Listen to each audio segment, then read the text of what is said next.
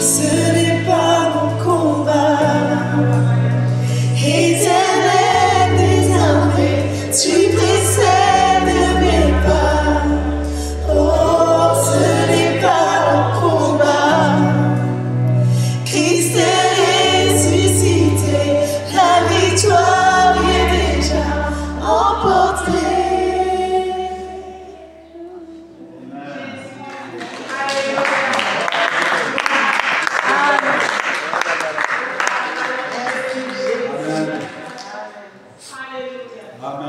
Amen. Oups, ça va, est-ce qu'on peut offrir une acclamation à notre sœur? Merci pour cette entrée en matière. Gloire à Dieu. Soyez les bienvenus. Je vous invite à vous asseoir. On va changer un peu la formule ce soir. On va accueillir nos bien-aimés qui sont sur les réseaux. Soyez les bienvenus sur Zoom. Voilà, vous n'avez pas toute l'église ce soir, parce qu'il y en a beaucoup qui sont rentrés se reposer. Et puis ce matin, ils étaient sur la brèche. On est sur la brèche depuis l'aube là, et beaucoup sont cramés, cramés, brûlés par l'intensité de l'engagement. Le groupe de louange est hyper engagé, et ça continue demain, ça continue à se préparer pour l'événement du Cube, gloire à Dieu. Et ça monte en puissance, et on va intercéder ce soir, et nous nous attendons à voir la gloire du Seigneur. Amen. Amen. Cette semaine, c'est encore une semaine d'intensité. Voilà, en tout cas, on pense à eux, que Dieu les bénisse, et puis que Dieu ouvre des portes encore. C'est pas fini, parce qu'on est à une quinzaine de jours de l'événement, mais il y a encore des choses qui peuvent se passer. On a enregistré aujourd'hui, j'ai déclaré, c'est aujourd'hui l'événement à la SACEM. Vous savez que quand on chante, des productions, il y a des gens qui ont écrit ces chants, il faut le déclarer aussi. Donc là, c'était fait, les 3 programmes, les 3 célébrations ont été déclarées, et on est en contact. Vous savez que tout ce qui passe ici sur les écrans, on le paye aussi à la SACEM. Donc on est déclaré à la SACEM pour nos écrans, pour tout ce qu'on fait dans l'église ici. Donc là, on l'a fait aussi pour les célébrations que nous allons avoir. Donc c'est bien aussi, parce que la SACEM sait ce qu'on fait. Et puis ils vont venir écouter, gloire à Dieu. La police va venir aussi. Amen. Alléluia. Les CRS, amen. L'armée, amen. Le GIGN, amen. Alléluia, gloire à Dieu. Que Dieu permette que le rabbin vienne, que l'imam vienne. On veut, vous savez, tout ce qu'on a enseigné depuis plusieurs semaines, les jeudis soirs, c'est ça, c'est qu'on fait tomber les forteresses, et nous prions que le royaume de Dieu touche toutes ces personnes. Voilà, je vous informe qu'il y a un catalogue qui va rejoindre notre sœur Evelyne pour son stand, avec tous les enseignements qui ont été prêchés ces derniers mois, qui sont mis sous forme de livres, un peu comme ça, de modules. Donc vous allez pouvoir obtenir aussi toutes ces ressources pour continuer l'étude, comme bénédiction et malédiction générationnelle. Il y a opté pour la prière de type targeting, le ciblage. Là aussi, c'est quelque chose que j'ai voulu apporter dans la vie de l'Église, depuis l'ouverture de l'Église avec les cibles, qu'on fait tous les jeudis soirs, même sur Zoom, depuis le démarrage, une opération, je dirais, organisée, intentionnelle, stratégique de prière, pour qu'on ne parte pas dans tous les sens. J'ai connu dans la vie d'église, quand le pasteur dit on va prier, il y en a un qui prie pour le bras gauche, il y en a un autre qui prie pour les missionnaires, un autre qui prie pour la panne d'électricité, pour le frigo qui est tombé en panne, et finalement on passe à côté de l'expansion du royaume de Dieu. Il y a des choses qu'on doit prier chez soi, qui concernent la maison. Il y a des choses qu'on doit prier dans les groupes de maison, pour le quartier. Et puis il y a des choses qui touchent à la vision de l'église. Amen. Donc, le concept targeting prière, c'est vraiment un super concept. N'hésitez pas aussi à vous équiper avec cet ouvrage. Ce soir, c'est les directives des généraux de Dieu. On a aussi, c'était dimanche, la supériorité du nouvel ordre sacerdotal. Donc vous pouvez de cette manière voir les couvertures des bouquins, voir le contenu, le prix, le nombre de pages. Ça nous évite d'imprimer trop de livres qui restent en attente avant que ce soit vendu. On a préféré faire un catalogue comme ça, c'est beaucoup plus pratique. Créature d'un genre nouveau, il y a eu plusieurs enseignements dimanche là-dessus, souvenez-vous. Voilà, tout ça c'est... Me voici, envoie-moi, c'était dans un souffle nouveau. Mon église en expansion. Saisis les clés de l'expansion du royaume. Celui-là, univers et diversité des esprits, c'était pendant plusieurs cultes. Voilà. Comment te parles-tu à toi-même? Ça, c'est un sujet aussi très important. Empare-toi de ton héritage. Vous avez aussi secret du succès d'un ministère charismatique. Ça, c'est un sujet important sur l'humilité. L'humilité et l'onction qui vont ensemble. c'est les clés. Et dedans, je développe un peu ce point-là. Donc c'est très utile pour tous ceux qui interviennent en public, c'est utile pour tout le monde. Hein. Gloire à Dieu. Vous avez aussi l'alliance avec Dieu par le baptême, et l'esprit supérieur, ça dit toute une série dans les cultes, la self-délivrance aussi. Il y a encore les moyens que Dieu utilise pour nous conduire. Dis-le fort, c'était pour au cours d'un baptême. Teddy et Mélanie, c'est un livre que j'ai écrit qui est une fiction sur l'enlèvement de l'Église. Super intéressant, c'est un peu comme le jour d'après. Voilà, si la fin du monde en fait arrivait, qu'est-ce qui se passe? Vous vous réveillez un bon matin et puis l'Église est enlevée. J'ai écrit une histoire là-dessus, c'était trop marrant. Rise Up, c'est pour les jeunes. Rise Up, lève-toi, 10 principes pour t'affermir et impacter ta génération. Et puis il y a voilà pourquoi tu dois pardonner. Ça, je ne l'ai pas encore, je ne voulais pas prêcher, je n'aurai pas le temps, je pense qu'on verra. Mais c'est très bien pour les cellules, j'ai fait ce module, les secrets de l'autorité de Jésus. C'est pour les groupes de maison, 60 piliers de l'autorité de Jésus. Ça, c'est super intéressant. Sa puissance dans la prière, sa puissance dans la guérison, tout ce que Jésus libérait. Gloire à Dieu. Vous savez, cette capacité d'écrire, ça m'est tombé sur la tête. C'est pas de ma faute, c'est de la faute du Seigneur. Samson, il avait une puissance pour faire des trucs bizarres. Le Seigneur m'a donné une puissance pour écrire. Et c'est lui qui le fait. C'est une onction spéciale, c'est un don spirituel que Dieu m'a donné. Donc j'en ai aucun mérite, c'est vraiment sa grâce. Et puis, il y a aussi les anges. Il y a aussi les anges. Je ne sais pas pourquoi c'est pas mis là, les anges, mais je l'ai fait, je l'ai imprimé tout à l'heure, j'ai dû l'oublier. J'ai oublié de faire. Mais il y a aussi les anges agents secrets de Dieu, aussi. Voilà, dès dimanche, ça pourra s'acheter. Tiens, Evelyne, pour le comptoir librairie. Donc, n'hésitez pas, équipez-vous et poursuivez les études. Voilà, ce soir, on va continuer sur les directives des généraux de Dieu et après, on va prier avec nos cibles que nous avons ici. Amen. Amen. Directive des généraux de Dieu. Je me suis intéressé, quand on a travaillé sur le combat stratégique, combat spirituel, à ce que pensaient les géants de la foi qui, eux, ont relevé le défi de campagne d'évangélisation, d'implantation d'églises, de la mise en place de grandes croisades, de grands événements. Et je me suis intéressé un peu à leurs principes. J'ai fouillé dans leurs livres et j'ai essayé de voir un peu ce qu'ils nous disaient aussi et qui pouvaient nous rejoindre. 5 conseils, premièrement, par Peter Wagner. Peter Wagner, c'est quelqu'un qui a tenu une école biblique au niveau charismatique. Vous avez peut-être... Quels sont ceux qui ont déjà lu des livres de Peter Wagner sur le combat spirituel? Quels sont ceux qui viennent d'église où le pasteur condamnait les livres? Non, ça va. Quels sont ceux qui viennent d'église où les pasteurs vous disent de lire des livres? Ok, bon. C'est important de lire des livres. C'est important. De quelle utilité vous serais-je si je ne viens pas vers vous avec connaissance, gnosis, connaissance, avec révélation? Et dans des églises, les pasteurs disent, lisez seulement la Bible. Amen, lisez la Bible. C'est pas moi qui vous dirai le contraire. Lisez la Bible. Mais lisez aussi les ouvrages que des bons pasteurs ont conçus à partir de la Bible et à partir de leur expérience. Peter Wagner a écrit des livres sur le jeûne et la prière, sur le combat spirituel, sur la guerre spirituelle. Il a écrit beaucoup de choses très intéressantes. Amen. Donc, c'est pourquoi je me suis intéressé à des personnalités comme Yom Kippur. Il y en a qui connaissent Yom Kippur. Ok? Yom Kippur. Rick Joyner, l'Ultimasso, ok, là-bas. Voilà, Rick Joyner. Il y a de très bons livres de Rick Joyner. Quand je cite un auteur, je ne suis pas en train de vous dire que je suis d'accord avec tout ce qu'il dit. Nous devons être assez intelligents pour lire un ouvrage et être suffisamment mûrs et enracinés dans la parole pour dire je reçois 95% de ce qu'il dit, mais là, il y a 5%, c'est trop bizarre pour moi. Moi, je vais vous dire une chose, il y a des choses qui étaient à 5% tellement bizarres pour moi que j'y ai renoncé des années après. Le Seigneur m'a tordu le bras et m'a dit, tu vois, il avait raison. Il y a beaucoup de choses que j'ai même dénoncées, que j'ai vu se produire dans mon ministère. Et j'ai dû dire, wow, Seigneur, je n'avais pas vu les choses comme ça. Et Dieu nous métamorphose, Dieu nous transforme aussi. Dieu nous transforme aussi. C'est pourquoi la théologie, c'est très important, une bonne doctrine. On enseigne via la Gospel Vision Academy les doctrines fondamentales dans le premier cycle. La théologie, les doctrines fondamentales, c'est important. Puis après, il y a le domaine expérimental où nous apprenons des choses avec les gens qui ont travaillé sur le terrain. Donc Peter Wagner nous donne un premier conseil, il dit identifiez quand vous voulez lutter, monter à l'assaut des puissances qui tiennent des territoires, il dit il faut déjà les identifier. Identification, premièrement.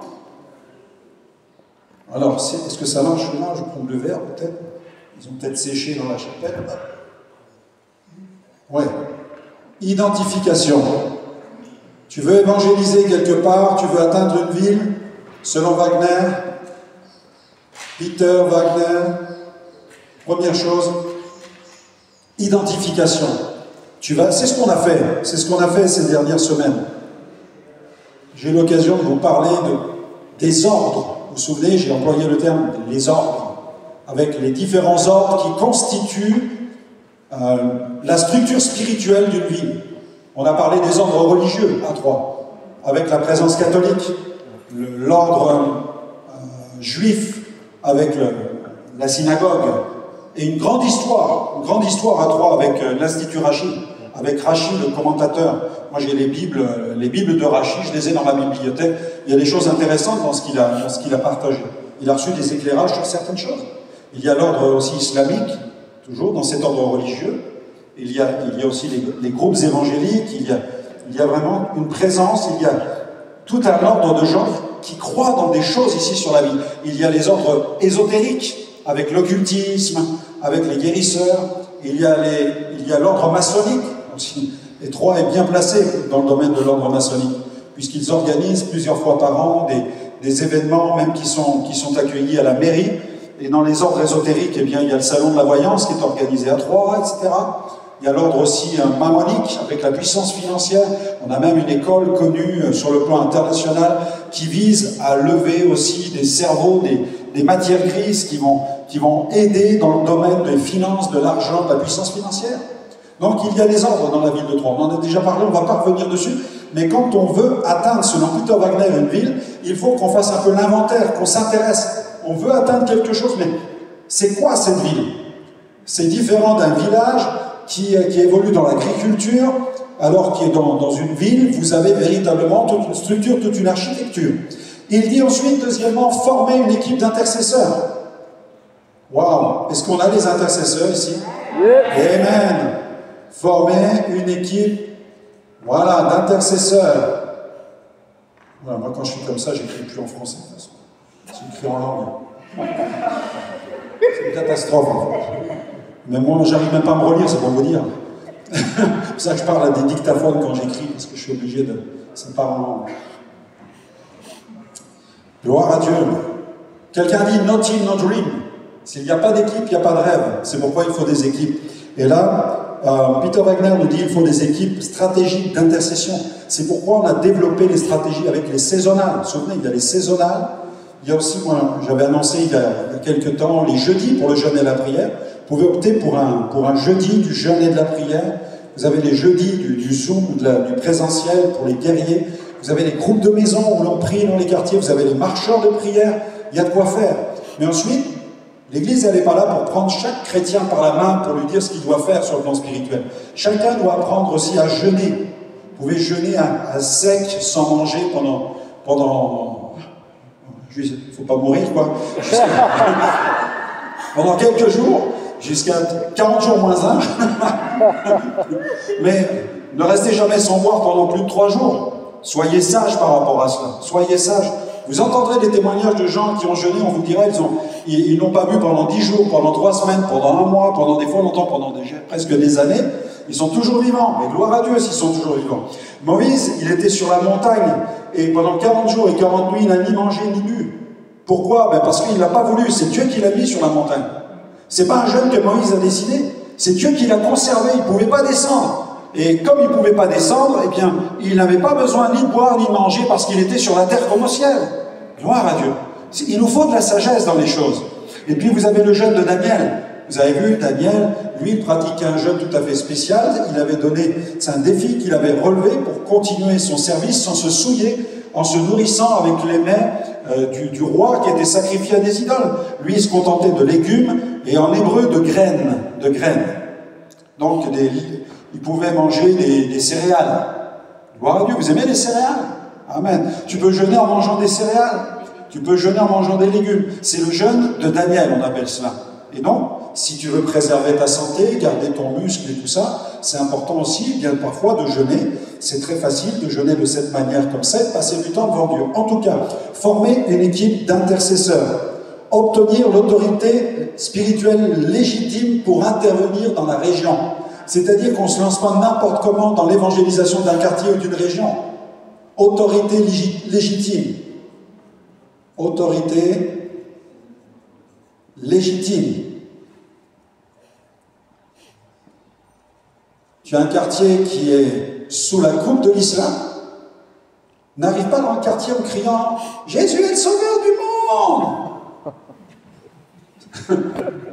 Si tu n'es pas envoyé. Si tu es envoyé et que le Seigneur te dit de faire comme ça, fais comme ça. Mais si tu es envoyé, il peut te dire fais autrement. Ce n'est pas forcément la bonne méthode. Voilà. Il faut être un envoyé légitime. La légitimité dans le domaine de l'évangélisation, c'est important. Parce qu'il y a beaucoup de chrétiens qui ont fait des bêtises. Quand nous sommes arrivés à Madagascar pour une campagne inter-équipe, on avait pas mal d'équipes qu'on avait emmenées là-bas pour toucher plusieurs villes du pays, Majanga, Tamatave, Tuléar, etc. On avait invité des équipes d'Américains. Et les Américains sont arrivés à l'aéroport. Nos bien-aimés frères américains sont arrivés. Et quand ils sont arrivés à l'aéroport, ils avaient vous savez, des petits objets, des goodies et tout ça. Et il y avait des croix avec des cordes. Et dès l'aéroport, ils voyaient les enfants malgaches, ils ont commencé à mettre des croix autour du cou des enfants. Ils faisaient des cadeaux en mettant des croix sur les enfants. Mais les parents se sont fâchés dans l'aéroport. Ils ont dit, mais de quel droit vous mettez ça sur nos enfants? Qui vous a donné l'autorité de le faire? Et ça crée un scandale tout de suite dans l'aéroport. Ils ont manqué de sagesse. Ils ont manqué de sagesse. Parce qu'ils imposaient le christianisme. Ils l'imposaient, ils forçaient les gens. Ça, c'est du prosélytisme. Mais nous ne sommes pas dans cette attitude-là. Nous, notre autorité, elle est légitime. Gloire à Dieu. Le Seigneur nous a envoyés à Troyes avec une autorité qui est légitime.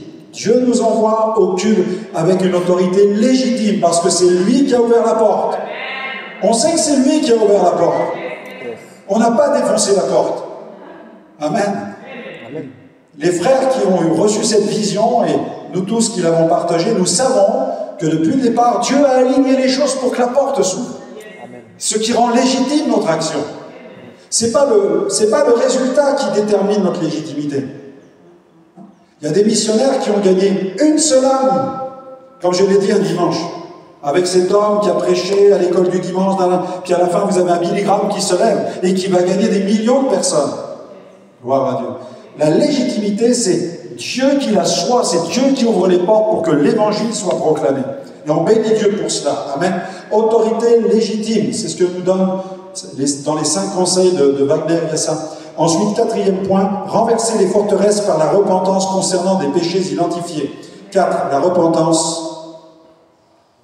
Pourquoi est-ce qu'il est question de repentance, de péchés identifiés? Eh bien, tout simplement parce que la ville n'est pas capable de le faire si elle n'est pas éclairée par Jésus-Christ.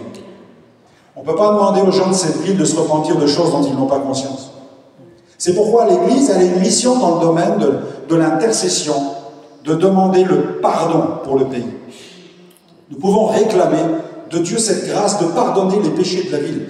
Alors, je vous pose une question, est-ce que notre ville, elle a des péchés? C'est la question qu'on peut se poser. Wagner nous dit, la repentance ouvre la voie à la rédemption territoriale. En priant pour la rédemption des péchés de la ville, la porte s'ouvre pour nous. Gloire à Dieu.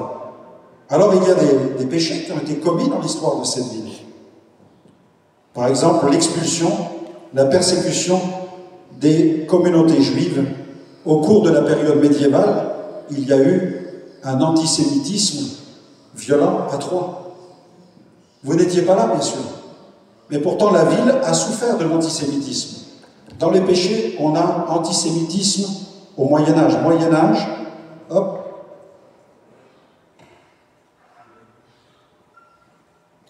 Et vous savez que l'antisémitisme, ça éloigne la bénédiction. Dieu le dit dans sa parole, priez pour la paix de Jérusalem. Bénissez Israël. Je bénirai ceux qui te béniront, je maudirai ceux qui te maudiront. Donc la ville, comme beaucoup d'autres villes, s'est rendue coupable d'antisémitisme.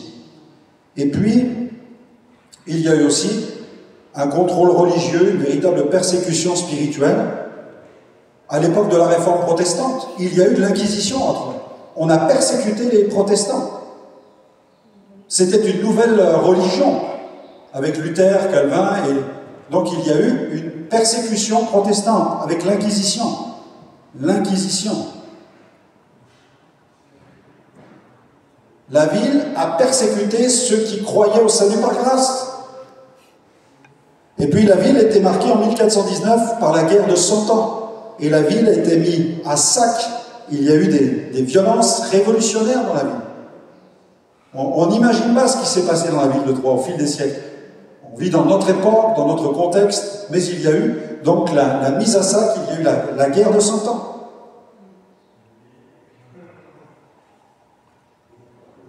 Bon, ça c'est un exemple, un troisième exemple. Vous avez aussi, donc avec la guerre de 100 ans, il y a eu des péchés qu'on appelle des péchés de sang.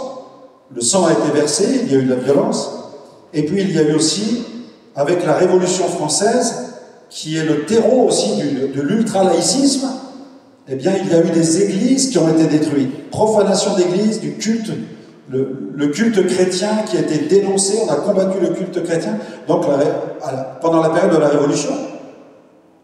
Dire que nous, on voit la Révolution française comme quelque chose qui nous affranchit d'un pouvoir religieux qui était dominant et qui était devenu politique, mais qui en même temps s'est retourné contre la foi des croyants. C'est une épée aussi à double tranchant, et c'est devenu le terreau de l'ultralaïcisme. Donc la Révolution, c'était un désir d'émancipation de la population, mais en même temps, par derrière, il y a eu une puissance, une violence qui s'est retournée vers tous ceux qui croyaient en Dieu. Ce qui fait qu'il y avait même de véritables positions anticléricales. Vous avez des gens qui sont contre les curés, qui sont contre les pasteurs, qui sont contre les rabbins, qui sont contre tout ce qui est religieux. Ils sont nourris avec cette idée-là. La laïcité, c'est la séparation de l'Église et de l'État, c'est aussi la préservation du droit d'exercer sa religion. Ça, c'est une bonne chose. Mais certains s'en servent pour vouloir interdire la religion. C'est là où c'est ultra-laïque, c'est là où c'est dangereux. Et il nous faut prier pour que nous puissions avoir cette liberté. Alors que nous sommes aujourd'hui en 2025, aujourd'hui encore en 2025, il faudrait presque s'excuser de croire en Jésus et de prêcher Jésus dans la ville. Vous comprenez? Donc ça, c'est un problème spirituel. L'ennemi tient la ville avec ça. Il tient les politiques avec ça. Il tient les gens qui prennent des décisions avec ces idées-là. Ce qui fait que lorsque vous demandez une autorisation, vous demandez quelque chose, immédiatement on brandit la laïcité. Mais au contraire, on devrait dire, ben justement parce que c'est laïque, vous allez mettre votre article. Voilà, parce qu'on préserve le droit d'exercer le culte, et vous pouvez communiquer au sujet de ce culte-là. Il y a un journal qui nous a dit non à cause de ça cette semaine.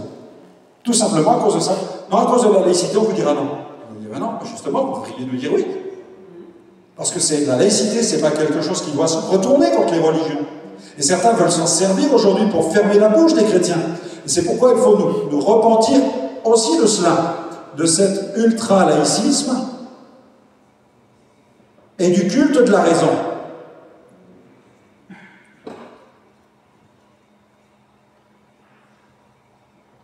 Et il faut prier que Dieu pardonne comme Jésus sur la croix.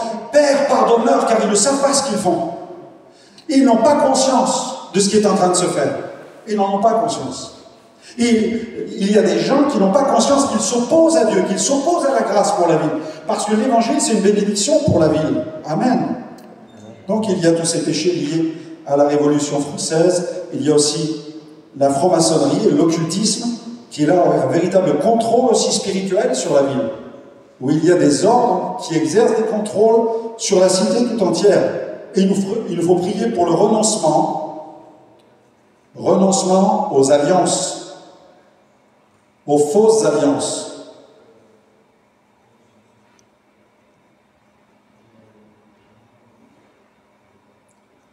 Ça, vous notez ces sujets dans un carnet, vous pourrez prier chez vous pour ça aussi. Intervenir devant le trône de la grâce et prier en faveur de la ville. Parce que dans le cœur des gens, il y a tout ça qui a été dressé. Les autels des faux dieux doivent être renversés. On en a parlé la semaine dernière avec Dagon. On en a parlé encore. Ce sont des autels qui sont dressés dans le cœur des gens. Ce sont des autels qui sont transmis de génération en génération. Vous parlez avec certaines familles, leur héritage spirituel anti-Dieu, anti-clérical, anti-église, ils l'ont reçu du grand-père, ils l'ont reçu de leurs ancêtres. Et de génération en génération, on met un point d'honneur justement à respecter ce que les anciens ont déclaré sur la religion. Ni Dieu ni maître, pour certains.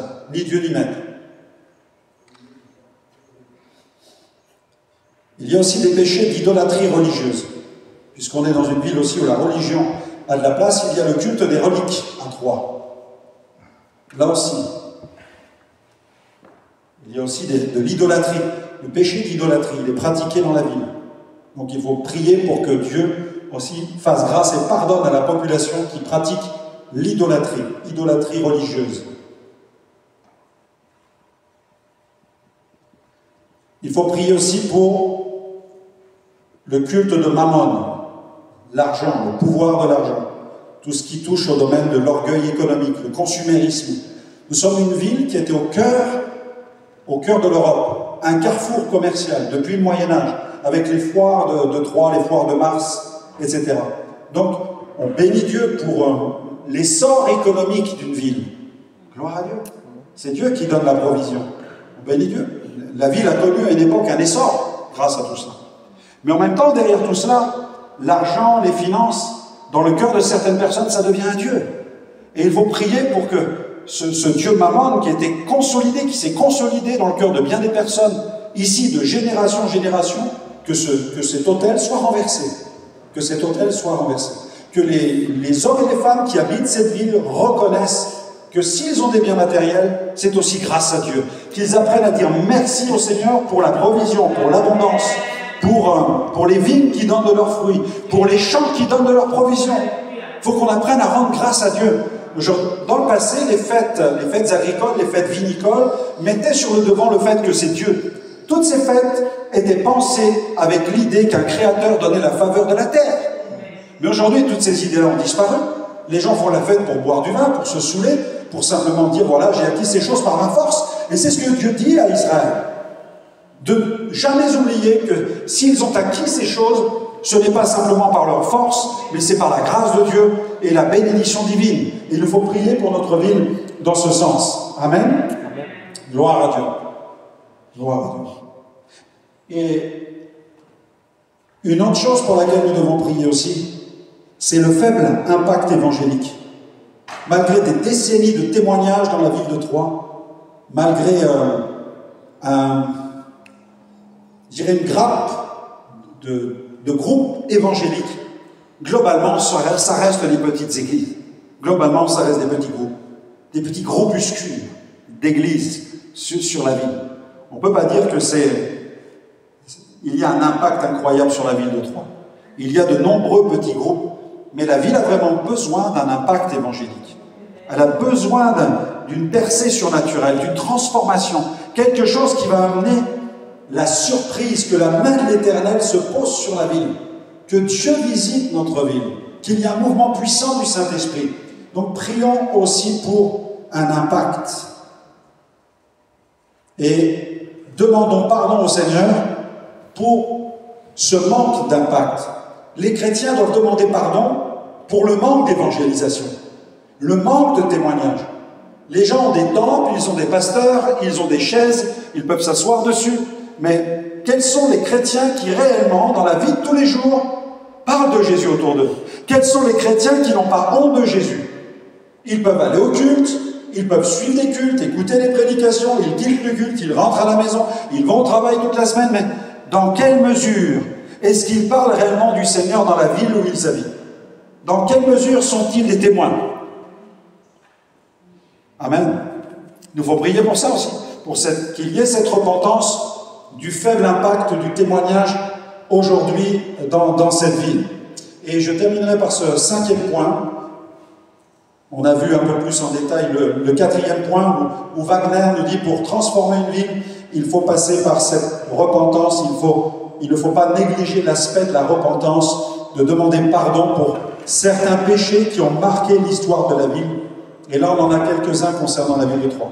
Donc je rappelle, identification, il nous faut identifier les puissances qui tiennent la ville, les ordres. On va appeler ça les ordres. Et ça, ce travail-là, il a été fait. Il a été fait. Et vous le connaissez certainement depuis des années. Vous connaissez la ville. vous saviez qu'il y a dans cette ville tel ou tel ordre qui tient le pouvoir. On en a fait un peu l'inventaire, on l'a vu ensemble. Vous avez vu qu'il faut former, selon Wagner, une équipe d'intercesseurs. Nous avons des intercesseurs. Amen. Nous avons une église qui aime prier. Des chrétiens qui bataillent dans la prière, qui ne veulent rien lâcher. On a aussi la réunion de prière du dimanche matin 8h30. Marie-Mona, elle connaît l'histoire de la naissance de ce groupe de prière du dimanche matin. Gloire à Dieu. Là aussi, le dimanche matin, quand ça prie là-bas, ici on a le feu à 10h. Amen. Gloire à Dieu. C'est un point qui est stratégique. On a vu qu'il faut une autorité légitime. Amen. Et vous savez que vous avez cette autorité légitime. Vous savez qu'ici, Dieu vous appelle à l'expansion du royaume de Dieu dans la ville. Vous n'êtes pas des imposteurs. Non, Dieu vous appelle. Dieu vous établit. Dieu vous donne la puissance. Vous n'êtes pas arrivé au Gospel Vision Center par hasard. Amen. Vous savez pourquoi vous êtes arrivé là. Vous savez que Dieu vous a appelé, que Dieu vous a envoyé, que Dieu vous a mandaté. Amen. Ensuite, quatrième point, eh bien là, vous faites face à une ville, à une population, à un territoire qui a tout un héritage, toute une histoire. La ville est ce qu'elle est parce qu'elle a commis aussi toutes ces choses. La ville a emprunté un chemin, comme un être humain. Je suis ce que je suis parce que j'ai une histoire. Et si Jésus n'était pas venu sur ma route, d'abord je pense que je ne serais plus vivant aujourd'hui. C'est parce que Christ m'a rencontré, il a transformé mon histoire. De la même manière que l'histoire d'un être humain est transformée par l'Évangile, des villes peuvent connaître une transformation. Mais pour que ma transformation puisse être opérée, j'ai dû reconnaître qui j'étais. J'ai dû reconnaître ce que j'avais vécu, ce que j'avais fait. Et c'est le Saint-Esprit qui est venu m'éclairer sur l'état de mon âme. Mais comment une ville peut-elle être éclairée sur l'état de son âme? Grâce à l'Église. Jésus dit, vous êtes la lumière. Il dit, si dans une ville éclairée, il faut la mettre sur la montagne parce qu'elle va éclairer toute la vallée. Elle va avoir une influence. Et c'est vous qui êtes la lumière aussi pour cette ville.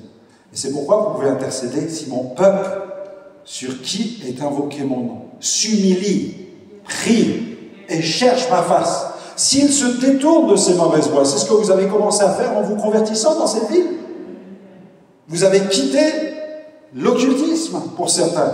Vous avez quitté la mondanité. Vous avez quitté la franc-maçonnerie. Vous avez quitté les fausses religions. Vous êtes l'exemple. Vous êtes 2 Chroniques 7,14. La réponse c'est 2 Chroniques 7,14 ici. Amen. 2 Chroniques 7,14. Ça s'applique à Israël. Mais pourquoi ça s'appliquerait à Israël et pas au monde séculier, pas aux nations en dehors d'Israël? Pourquoi est-ce que seulement Israël serait concerné par 2 Chroniques 7,14? Nous sommes tous concernés par cela. Et en nous convertissant tous, nous qui sommes ici, eh bien nous avons commencé à produire la transformation dans la vie. Gloire à Dieu. Et on veut prier pour ça, afin que le Seigneur accorde la grâce, la repentance à la ville tout entière. Et puis 5e point, je terminerai par ce dernier point, proclamer la Seigneurie de Jésus-Christ. Amen. Amen. Seigneurie de Jésus-Christ proclamée. Voilà comment on renverse le dieu Dagon, voilà comment on renverse les trônes des fausses religions. Amen. Alléluia. Voilà comment on installe le trône de Jésus. Et je peux vous assurer que la louange, ce qu'on a fait cet après-midi avec la louange, c'est vraiment un autel d'adoration qui va être dressé au culte, je peux vous le dire. C'est très puissant ce que notre groupe fait. Les travaux, les outils qu'ils ont préparés pour cet événement, les jeunes et les danses qui vont intervenir, on a été saisis parce qu'ils sont capables de produire. Donc là, il y a tout un travail technique, stratégique qui a été mis en place par nos chanteurs, par nos musiciens. Il y a vraiment le fruit d'un gros travail et je suis convaincu que Jésus va être honoré. Ça, je le sais. Jésus va vraiment être honoré. C'est pourquoi le plus important, même pour moi, ce n'est pas le résultat le plus important. Je vais vous mettre à l'aise. Je dors très bien. Je ne suis pas en train de m'angoisser avec le nombre de gens. On fait tout ce qu'il faut pour que le maximum puisse entendre. Mais pour moi, le but, c'est ça. C'est la Seigneurie de Jésus. C'est que la ville sache qu'il y a un Seigneur. Voilà. Et nous allons proclamer. On a même étudié, on a même vu comment j'allais intervenir, comment j'allais prêcher, comment j'allais entrer en matière avec le public, etc. Ce sont des questions que nous nous posons. Ce sont des choses sur lesquelles nous travaillons. Je leur ai dit, pour l'instant, je marche sur les scorpions. Voilà, spirituellement parlant, je marche sur les serpents et sur les scorpions au nom de Jésus. Amen. Amen. Parce qu'il y a des choses que le Saint-Esprit va faire en live. Amen. Il y a des choses qu'on ne peut pas anticiper. Il y a des choses qu'on ne peut pas préparer. Il y a des choses sur lesquelles on peut réfléchir, travailler, prier, arroser, mais il y a des choses que Dieu fait dans l'instant même. Comme quand j'étais au Togo, dans le quartier de Totsi, on m'a mis une infirme au pied de l'estrade, et le pasteur m'a dit dans l'oreille, cette femme ne peut bouger ni ses bras ni ses jambes. Infirme des jambes et des bras. Et ce soir-là, c'était la saison hivernale. Même nos amis africains avaient des bonnets, tellement il faisait froid le soir. Dans ce quartier, il faisait très froid. Mais ils écoutaient. Et ce soir-là, on avait une chorale tellement importante que l'estrade avait explosé. L'estrade s'est rompue. Il a fallu redresser l'estrade. Et en bas, il y avait cette femme infirme. C'est là les paradoxes divins. D'un côté, on était face à des réalités terrestres comme celle d'une estrade qui s'effondre. On a remis l'estrade en place, j'ai repris la prédication. Et à mesure que je prêchais, j'ai vu la vie pénétrer cette femme. Et à un moment, donc ils avaient mis des couvertures sur elle parce qu'il faisait froid, à même le sol. Des couvertures sur elle. Et à un moment, je vois une main qui apparaît. Pendant que je prêche, mon œil est attiré par un mouvement en bas. Et j'aperçois la main. Et je me souviens que le pasteur m'a dit, elle est infirme. Elle ne peut bouger ni ses mains ni ses jambes. Et je continue à prêcher, je vois le frémissement sous la couverture, les jambes qui commencent à bouger. À l'issue du service, elle était debout devant 8000 personnes, mes amis. Ça, c'est le Saint-Esprit qui fait ça. Mais ça, tu ne peux pas le préparer. Ça, tu ne peux pas le prévoir. Voilà. L'important, c'est d'être au service du Seigneur et de faire ce que Dieu nous demande. Amen. On peut se lever ensemble et on va commencer à prier. Ensemble, vous avez vu des péchés, des autels, des choses qui ont marqué l'histoire de cette ville.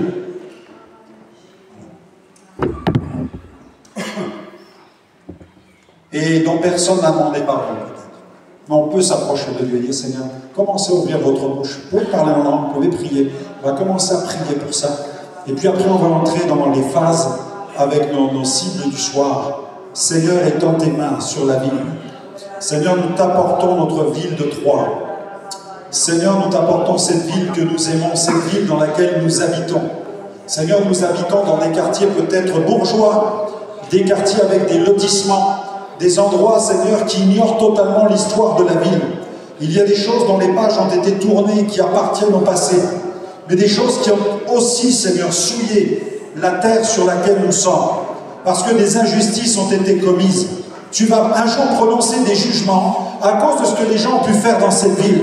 Certaines personnes qui appartiennent à l'histoire de cette ville vont passer en jugement. Certaines personnes ont frappé des juifs, certaines personnes ont frappé les protestants, certaines personnes ont commis des injustices et des crimes.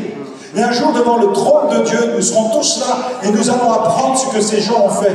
Nous allons découvrir des multitudes de gens qui ont peuplé, habité cette ville. Et nous allons entendre leur confession, nous allons entendre leur appel au pardon. Ils vont demander la grâce et toi, tu vas rendre la justice, une justice parfaite, Seigneur. Te prions afin que cette ville soit pardonnée.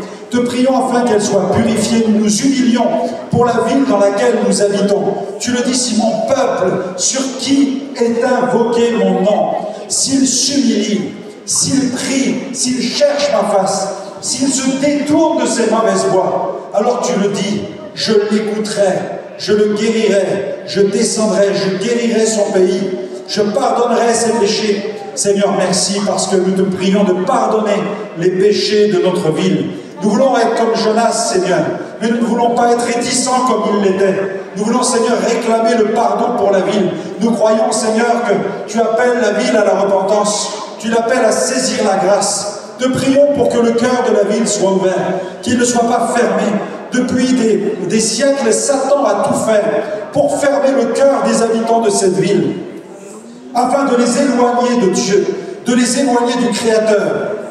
Pire encore, de les éloigner de la révélation de Jésus-Christ. Seigneur, le diable travaille depuis des siècles pour cela, parce qu'il ne veut pas un mouvement puissant du Saint-Esprit dans cette ville. Il ne veut pas que la population se tourne vers toi. Alors Seigneur, nous invoquons ton nom. Et nous te prions pour cette ville qui n'est pas capable de prier pour elle. Nous sommes cette église qui prie pour cette ville qui n'est pas capable de prier pour elle-même. Et nous te prions, Seigneur, pardonne les péchés de cette ville. Pardonne les péchés quels qu'ils soient. Pardonne les abominations qui ont pu être faites. Les sacrifices sanglants qui ont pu être accomplis. Les actes de sorcellerie qui ont pu être commis. Seigneur, étends tes mains, nous te supplions. Manifeste ta gloire. Manifeste ta puissance. Au nom glorieux de Jésus-Christ, nous te bénissons, Jésus. Amen. Amen. Amen. Est-ce qu'on peut acclamer le Seigneur? Amen. Amen. Je vous invite vraiment. Je vous invite aussi à le faire dans la semaine. Je vous invite à intercéder en faveur, à vous tenir sur la brèche, comme le dit la Bible. Dieu cherche un homme, une femme, qui se tiennent sur la brèche en faveur du pays. Que dit le texte? La brèche causée par les péchés du pays. Et nous tenons sur cette brèche au nom de Jésus. Amen. Et Dieu entend nos prières. Et il ouvre le ciel parce qu'il voit qu'il y a un peuple ici qui reconnaît et qui s'humilie pour les péchés de la ville. Nous allons maintenant entrer dans cette page. J'inviterai les intercesseurs à venir me rejoindre maintenant. Gloire à Dieu. N'hésitez pas à liker, à partager la chaîne et à vous abonner. Soyez bénis.